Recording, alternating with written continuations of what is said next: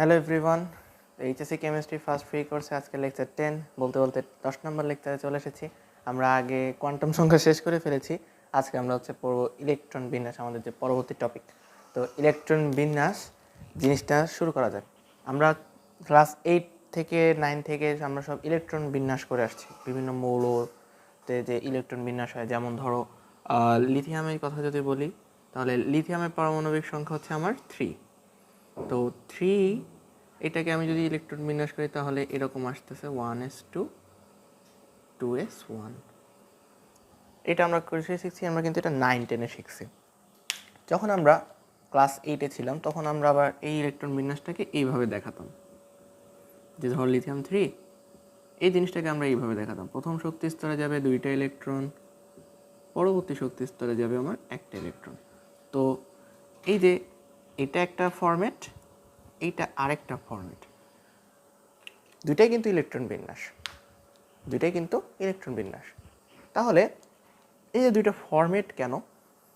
তাহলে আমি যদি কখনো একটা ফরম্যাটের যদি ইলেকট্রনের বিন্যাসটাকে প্রকাশ করি, যে ইলেকট্রনটা কোন শক্তি স্তরে আছে, বা ইলেকট্রনটা শক্তি স্তরে বা অরবিটালে কীভাবে বিন্যস্ত আছে, সেই সব জিনিসগুলোকে আমি তাহলে কিসের সাহায্যে প্রকাশ করব? ইলেকট্রন বিন্যাসের সাহায্যে। মানে মোট কথা সিম্পল ফর্মে যদি আমি বলি যে আমার একটা পরমাণুতে ইলেকট্রন কিভাবে বিন্যস্ত আছে, সেই জিনিসটাকে আমি যে প্রকাশ করব, সেই প্রকাশ করাটাকে আমার বলা হয় ইলেকট্রন বিন্যাস।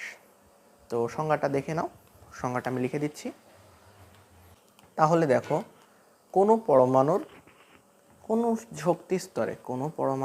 শক্তি স্তরে কয়টি ইলেকট্রন কিভাবে আছে তার প্রকাশকে ইলেকট্রন বিন্যাস বলে। কোনো শক্তি স্তরে, কোনো পরমাণুর কোনো শক্তি স্তরে, একটু ভাগ করে নাও। ধরো লিথিয়াম পরমাণুর কোনো শক্তি স্তরে, তো সাপোজ ধরো প্রথম শক্তি স্তরটা বললাম, কয়টি ইলেকট্রন? ধরলাম 2টা ইলেকট্রন। কিভাবে আছে? এস উপশক্তি স্তরে আকৃতি কীরকম? গোলকাকার। তো গোলকাকার পথে ঘুরতেছে। তো কিভাবে আছে? এই 4টা জিনিসকে প্রকাশকে বলা হবে আমার ইলেকট্রন বিন্যাস। এটা ছিল সিম্পলেস্ট ফর্ম, কিন্তু এটাতে অনেক কিছু বোঝা যায় না। এই জিনিসটার সাহায্যে আমরা অনেক কিছু বুঝতে পারি। তো এই জন্য এটা সর্বজন স্বীকৃত। তো সংজ্ঞা হচ্ছে যে কোনো পরমাণুর কোনো শক্তি স্তরে কয়টি ইলেকট্রন কিভাবে আছে, কোনো পরমাণুর কোনো শক্তি স্তরে কয়টি ইলেকট্রন কিভাবে আছে, তার প্রকাশকে বলা হবে ইলেকট্রন বিন্যাস। তো ইলেকট্রন বিন্যাসের আমার 3টা নীতি আছে। একটা নীতি হচ্ছে আমার আউফবাউ নীতি, আরেকটা হচ্ছে আমার হুন্ডের নীতি, এবং আরেকটা হচ্ছে পলির বর্জন নীতি। তো আমার ইলেকট্রন বিন্যাসের 3টা নীতি আছে। একটা হচ্ছে আমার আউফবাউ নীতি, এটা অনেকে আমরা 9-10-এ পড়ে আসছি, যেভাবে ইলেকট্রনটা বিন্যাস করা হয়। এরপর একটা হচ্ছে হুন্ডের নীতি, এরপর আরেকটা হচ্ছে আমার পলির বর্জন নীতি। ঠিক আছে, আমার আস্তে আস্তে আমরা একটা একটা করে শিখব। তো আজকে আমরা পড়ব আউফবাউ নীতিটাকে নিয়ে। আউফবাউ নীতিটা তোমরা অনেকে 9-10-এ পড়ছো, আজকে আমরা একদম বেসিক থেকে পড়ব, ক্লিয়ার করে পড়ব। আউফবাউ নীতি, হুন্ডের নীতি, পলির বর্জন নীতি, এই সবগুলো পড়লে তুমি একটা অনুধাবনমূলক প্রশ্ন পাবা। তোমার এইচএসসিতে তুমি একটা অনুধাবনমূলক প্রশ্ন পাবা, যে এটা আস্তে আস্তে আমরা সামনের দিকে যাই, তাহলে তোমরা প্রশ্নগুলোকে বুঝতে পারবে। এখন প্রশ্ন বললে বুঝবা না। তো এই জন্য আমি ইলেকট্রন বিন্যাস টপিকটা পড়াবো, ইলেকট্রন বিন্যাসের নীতি পড়াবো 3টা। তো আজকে আউফবাউ নীতি শুরু করা যাক। আউফবাউ নীতি, তো আউফবাউ নীতিটা এটা হচ্ছে একটা দালান কোঠা নীতি, সিম্পলভাবে বলা যায়। দালান কোঠা নীতিটা কীরকম? যেমন ধরো আমার একটা যদি বিল্ডিং হয়, তাহলে বিল্ডিংয়ের ক্ষেত্রে আমি ফার্স্টে কী করব? আমি ফার্স্টে গ্রাউন্ড ফ্লোর করব। গ্রাউন্ড ফ্লোর করার পরে আমি করব কি, সেকেন্ড ফ্লোর করব, দেন থার্ড ফ্লোর, দেন ফোর্থ ফ্লোর, এইভাবে আমি করতে করতে একটা বিল্ডিং আমি দাঁড় করাবো, তাই না? আউফবাউ নীতিটা হচ্ছে কাইন্ড অফ সেম। সো এটা হচ্ছে এরকম যে আমি একটা বিল্ডিং বানাবো বা আমি একটা ইলেকট্রন বিন্যাস করবো। সো আমার ইলেকট্রনটা প্রথমে যাবে নিম্ন শক্তির অরবিটালে এবং পরে ক্রমান্বয়ে উচ্চ শক্তির অরবিটালে ধাপে ধাপে উঠবে বা অবস্থান করবে। এটা হচ্ছে আউফবাউ নীতি। বলছিলেন যে আমরা যে দালান কোঠা যেরকম first floor, second floor, third floor, সেরকম ইলেকট্রনও একটা পরমাণুতে সর্বপ্রথম নিম্ন শক্তির অরবিটালে যাবে এবং পরে ক্রমান্বয়ে উচ্চ শক্তির অরবিটালে যাবে। তো আমি নীতিটাকে লিখে দিই। তো এইটা হলো আমার আউফবাউ নীতি, যে পরমাণুতে ইলেকট্রন সমূহ প্রথমে নিম্ন শক্তির অরবিটাল এবং পরে ক্রমান্বয়ে উচ্চ শক্তির অরবিটালে প্রবেশ করবে। নিম্ন শক্তির অরবিটাল, পরে উচ্চ শক্তির অরবিটালে প্রবেশ করবে। এখন প্রশ্ন জাগছে যে উচ্চ শক্তি কী জিনিস, নিম্ন শক্তি কী জিনিস? ঠিক আছে, উচ্চ শক্তি কী জিনিস, নিম্ন শক্তি কী জিনিস, এই জিনিসটা প্রশ্ন জাগছে। তো এই উচ্চ শক্তি নিম্ন শক্তি কীভাবে বুঝবো, সেটা হচ্ছে আমরা একটা অরবিটালের যে শক্তিটা, এই শক্তিটাকে আমরা বোঝার জন্য n+l এর সাহায্য নিব। n+l, n জিনিসটা কি? n জিনিসটা হচ্ছে আমার প্রধান কোয়ান্টাম সংখ্যা, আর l জিনিসটা হচ্ছে আমার সহকারী কোয়ান্টাম সংখ্যা। লাস্ট ক্লাসগুলোতে আমি বলে আসছি কোয়ান্টাম সংখ্যা, না দেখে থাকলে বেসিক ক্লিয়ার করার জন্য কোয়ান্টাম সংখ্যার ক্লাসগুলোকে দেখে আসবে। মাত্র 3 ক্লাসে আমি কোয়ান্টাম সংখ্যা শেষ করিয়েছি। তো n+l এর মানের সাহায্যে আমরা নিম্ন শক্তি উচ্চ শক্তি যে অরবিটালের যে শক্তিটা, এই শক্তিটাকে আমি নির্ণয় করতে পারি। তো এই যে n+l এর মান, n+l এর মান যে কোনো অরবিটালের ক্ষেত্রে যে কোনো রকম হতে পারে। তো যদি আমার কখনো কোনো অরবিটালের n+l এর মানটা কম আর অন্য একটা অরবিটালে যদি n+l এর মানটা যদি বেশি হয়, তাহলে যেটাতে হচ্ছে আমার কম আছে, যে অরবিটাল আমার কম হবে, সে অরবিটালে ইলেকট্রন আগে প্রবেশ করবে।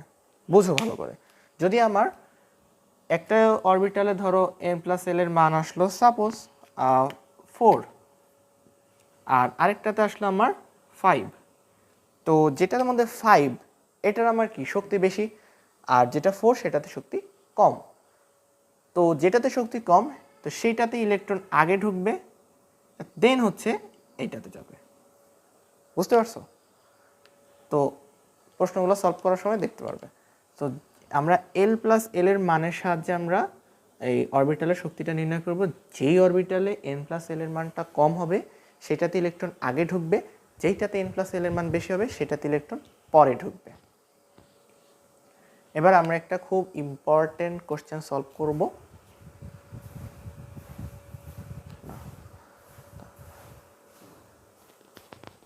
এবার আমরা কিছু কোশ্চেন সলভ করব আউফবাউ নীতি রিলেটেড। পটাশিয়ামের 19তম ইলেকট্রন 3d অরবিটালে না গিয়ে কেন 4s অরবিটালে প্রবেশ করছে? আচ্ছা, এটা হচ্ছে আমাদের ফার্স্ট কোশ্চেন। তো প্রথমে বলা হয়েছে আমার পটাশিয়াম পরমাণুটা দেওয়া হয়েছে 19তম ইলেকট্রন, একটা অরবিটাল দেওয়া আছে আমার 3d, আরেকটা অরবিটাল দেওয়া আছে আমার 4s। তো এই কোশ্চেনটা, এই টাইপের কোশ্চেন যদি আমি দেখি তাহলে আমি বুঝে নেব এটা আমাকে আউফবাউ নীতি দিয়ে সলভ করতে হবে। তো আউফবাউ নীতির আলোকে কি, যদি কোনো অরবিটালে n+l এর মান কম হয় তাহলে সেই অরবিটালে আগে ইলেকট্রন ঢুকবে, যদি কোনো অরবিটালে n+l এর মান বেশি হয় তাহলে ইলেকট্রন পরে ঢুকবে। তো 3d অরবিটাল বলছে, 3d অরবিটাল। তো আমি ফার্স্টে 3d অরবিটালের জন্য n = আমার কি প্রধান কোয়ান্টাম সংখ্যা, তাহলে আমার এটা হবে 3। আর d এর জন্য l এর মান কত? l = 0 হলে s, l = 1 হলে p, আর l = 2 হলে d। লাস্ট ক্লাসগুলোতে বলে আসছিলাম l = 2। তাহলে সুতরাং n+l হচ্ছে আমার 3 + 2 5, একটা মান আমি পাইলাম। আরেকটা হচ্ছে 4s অরবিটাল। তাহলে এবার আমি 4s এর জন্য নির্ণয় করব। 4s এর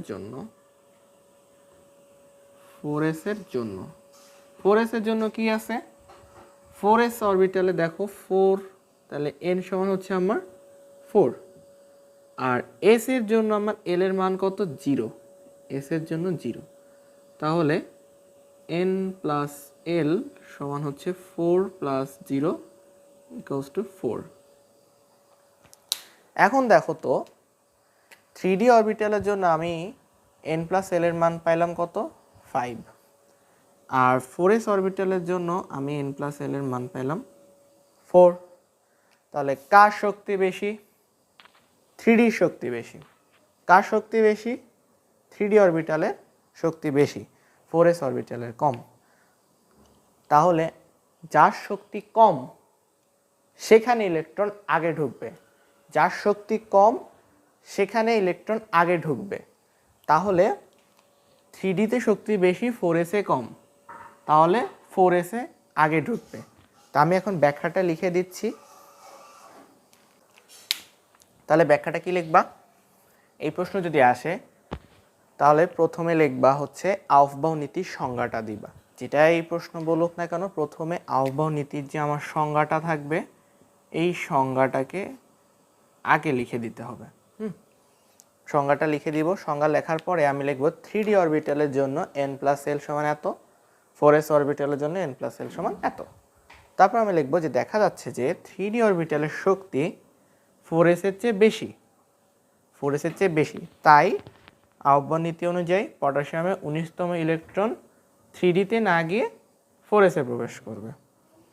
এতটুকু লিখলে আমার 2 মার্ক দিয়ে দিবে। তো এবার আসো আমরা আরেকটা কোশ্চেন সলভ করি।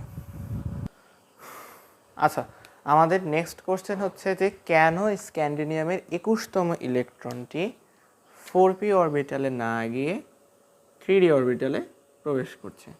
তাহলে 4p-তে না গিয়ে 3D-তে প্রবেশ করছে। তো আমার স্ক্যান্ডিনিয়াম দিছে দুইটা অরবিটাল হচ্ছে, একটা হচ্ছে 4p আর একটা হচ্ছে 3D। তাহলে সেম ফার্স্ট টাইমে দিব সংজ্ঞা, সংজ্ঞা দেওয়ার পরে আমি শক্তি নির্ণয় করব। তাহলে 4p এর জন্য কি n সমান হচ্ছে আমার 4, n সমান হচ্ছে 4, আর p এর জন্য l হচ্ছে 1। তাহলে n+l ইজ ইকুয়ালস টু হচ্ছে আমার 4 + 1 ইজ ইকুয়ালস টু 5। আচ্ছা, একটা বের হলো। এবার 3D এর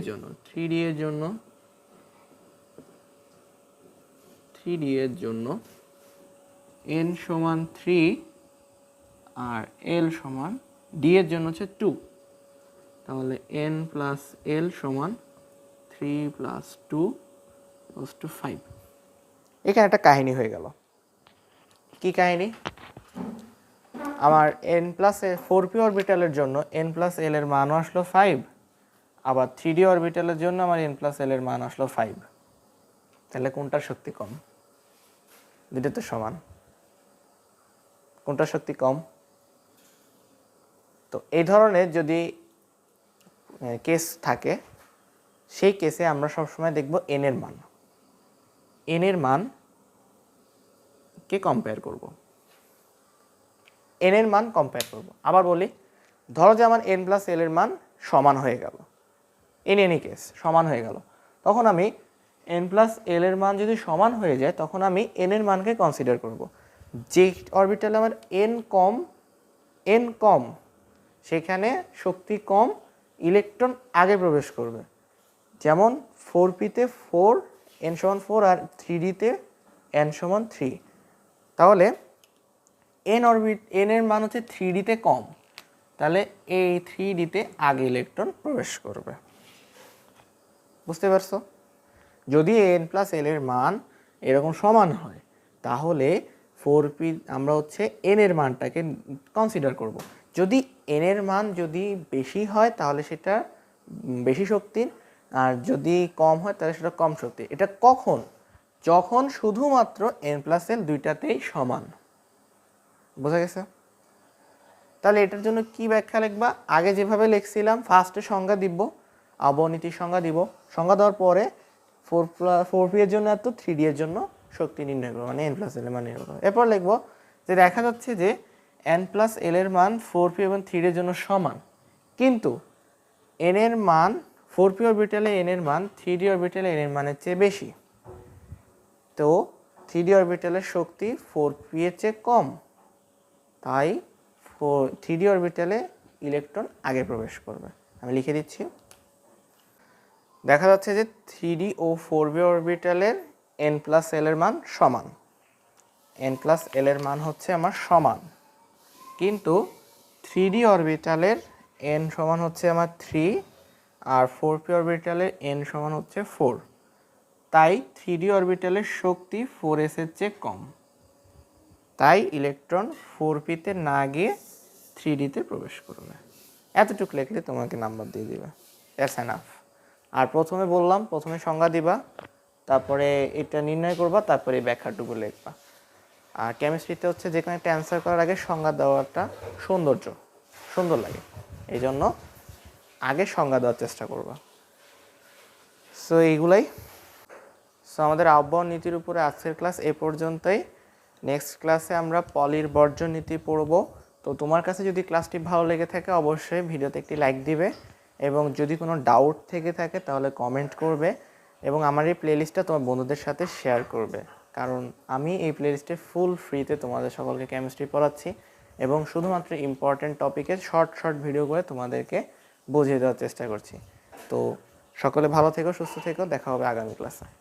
আল্লাহ হাফেজ।